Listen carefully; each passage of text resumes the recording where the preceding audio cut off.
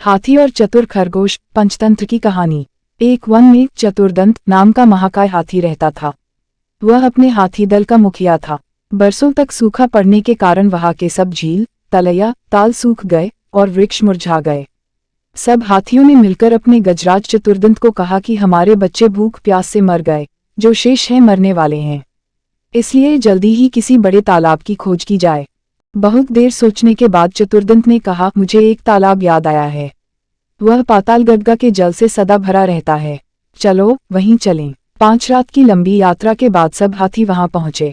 तालाब में पानी था। दिन भर पानी में खेलने के बाद हाथियों का दल शाम को बाहर निकला। तालाब के चारों ओर खरगोशों के अनगिनत बिल थे। उन बिलों से जमीन पुली हो गई थी। हाथियों के पैरों से वे सब बिल टूट फूट गए। बहुत से खरगोश भी हाथियों के पैरों से कुचले गए। किसी की गर्दन टूट गई, किसी का पैर टूट गया, बहुत से मर भी गए। हाथियों के वापस चले जाने के बाद उन बिलों में रहने वाले क्षत विक्षत लहूलुहान खरगोशों ने मिलकर एक बैठक की। उसमें स्वर्गवासी खरगोशों की स्मृति में दुख प्रकट किया गया तथा भविष्य के संकट का उपाय सोचा गया। उन्होंने सोचा, आसपास अन्यत्र कहीं जल न होने के कारण ये हाथी अब हर रोज इसी तालाब में आया करेंगे और उनके बिलों को अपने पैरों से रौंदा करेंगे। इस प्रकार 2-4 दिनों में ही सब खरगोशों का वंशनाश हो जाएगा। हाथी का स्पर्श ही इतना भयंकर है जितना सांप का सूंघना, राजा का हंसना और मानिनी का मान। इस संकट से बचाने का उपाय सोचते सोचते एक ने सुझाव रखा, हमें अब इस स्थान को छोड़कर अन्य देश में चले जाना चाहिए। यह परित्याग ही सर्वश्रेष्ठ नीति है।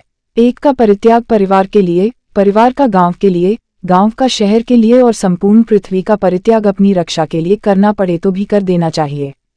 किंतु दूसरे खरगोशों ने कहा, हम तो अपने पिता पितामह की भूमि को न छोड़ेंगे। कुछ ने उपाय सुझाया कि खरगोशों की ओर से एक चतुर दूत हाथियों के दलपति के पास भेजा जाए। वह उससे यह कहे कि चंद्रमा में जो खरगोश बैठा है उसने हाथियों को इस तालाब में आने से मना किया है।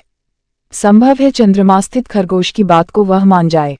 बहुत विचार के बाद लंबकर्ण नाम के खरगोश को दूत बनाकर हाथियों के पास भेजा गया। लंबकर्ण भी तालाब के रास्ते में एक ऊंचे टीले पर बैठ गया और जब हाथियों का झुंड वहां आया तो वह बोला, यह तालाब चांद का अपना तालाब है, यह मत आया करो।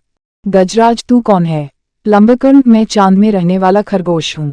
भगवान चंद्र ने मुझे तुम्हारे पास यह कहने के लिए भेजा है कि इस तालाब में तुम मत आया करो। गजराज ने कहा, जिस भगवान चंद्र का तुम संदेश लाए हो वह इस समय कहाँ है? लंबकर्ण, इस समय वह तालाब में है। कल तुमने खरगोशों के बिलों का नाश कर दिया था, आज वे खरगोशों की विनती सुनकर यहाँ आए हैं। उन्हीं ने मुझे तुम्हारे पास भेजा है। गजराज, ऐसा ही है तो मुझे उनके दर्शन करा दो, मैं उन्हें प्रणाम करके वापस चला जाऊंगा। लंबकर्ण अकेले गजराज को लेकर तालाब के किनारे पर ले गया। तालाब में चांद की छाया पड़ रही थी। गजराज ने उसे ही चांद समझकर प्रणाम किया और लौट पड़ा। उस दिन के बाद कभी हाथियों का दल तालाब के किनारे नहीं आया।